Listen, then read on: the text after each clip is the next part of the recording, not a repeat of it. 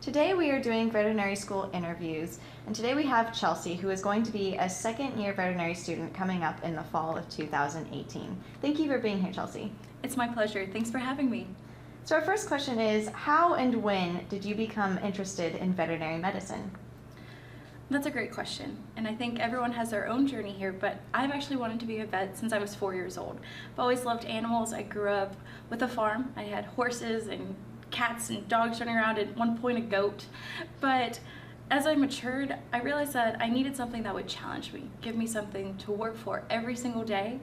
And I found that veterinary medicine was that for me. I really like experiencing new things. And with veterinary medicine, it didn't matter whether I wanted something heavy in science like research, whether I wanted to work with people one-on-one, more in a clinical setting, or even if I wanted to teach someday. I had that opportunity as well. So I really think I just wanted to be a vet because it fit with who I was and what I wanted. Perfect. Thank you. So what is your interest in veterinary medicine, like species, large, small animal, public health? So I've always had an interest in horses. Like you said, I grew up on the farm. So I'd like to specialize actually in equine internal medicine.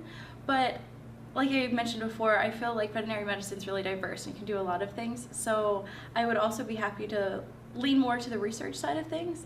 Currently I'm doing a summer research program that's really piqued my interest in that area, and I really believe advocacy is really important. So if I would someday end up doing something involved with that, or administration or academia, we'll see what the future holds, but right now, something equine. Perfect. And so how did you prepare for veterinary school? Because I've known that I wanted to be a vet since I was really young, I spent a lot of time with animals. I would work with different horse trainers and things like that, but also in a clinical setting. Any chance I could have to learn more about vet medicine, I'd try to take it. I also took as many science courses as I possibly could. I've always been a bit of a nerd, so I did like physics team and envirothon and every science thing you can think of, science fairs. So I think that really helped me, but I think the best thing I did was I talked to people in the industry to hear their advice, because sometimes things that I thought would be really beneficial, they might have had different perspectives on. So it kind of opened my eyes to what I could do in vet medicine and how to best prepare. Awesome. And what advice could you give for youth on preparation for veterinary school? I think I would tell them to do what they're most passionate about. You could have a business background and still come to veterinary school. So it's just whatever makes you want to get out of bed in the morning, whatever makes you really excited and pushes you to continue in your education, I think is going to be the best way to prepare, because veterinarians come from all different backgrounds. They can fulfill all kinds of roles within society.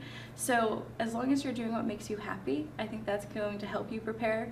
Obviously, in veterinary medicine, there's a lot of science, there's a lot of interaction with people, so taking classes that will help you prepare for that can be beneficial, but at the end of the day, you have to do what's going to make you happy. Very true. And what are some of your experiences in veterinary school? Wow. Texas A&M offers a lot of opportunities. So far I've been able to help out with open house, which was so much fun. I like to do art, which is something not many people know about me, but I actually got to help with the art show part of the open house, which was super fun. I'm also a representative for the school at the national level with the Student American Veterinary Medical Association, which has been hugely rewarding, getting to represent a school like this. I'm also involved with the Equine Club, the student chapter of the American Association of Equine Practitioners, or easier to say just EP. So there's a lot of wet labs going on, there's a lot of clubs that I've been able to participate in, but even just the extracurricular activities, like the meetings that are held and the people you get to meet that way, those are some fun things I've got to do while I've been here. Awesome.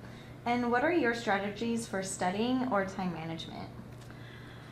That's actually kind of evolved. I've realized it really depends on the class, how I approach my study methods. Some of the classes take a lot of memorization because there's a lot of Latin involved, or something like that. So in that case, I like to use flashcards. Anatomy is very hands-on, so it's really exciting to get to put some time away so that I can actually spend time learning in that manner as well.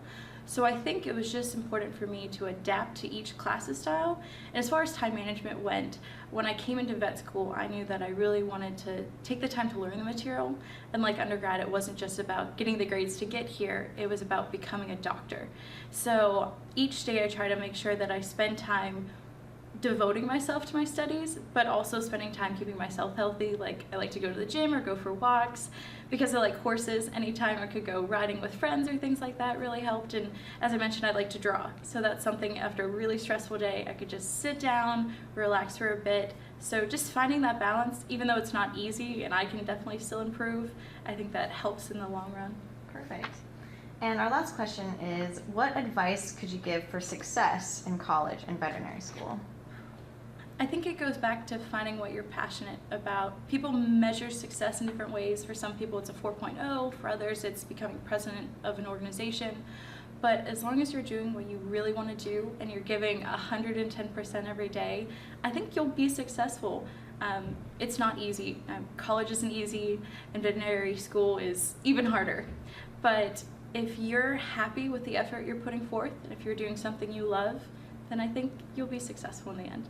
Awesome. Well, thank you so much for being here. It's my pleasure again. Thank you.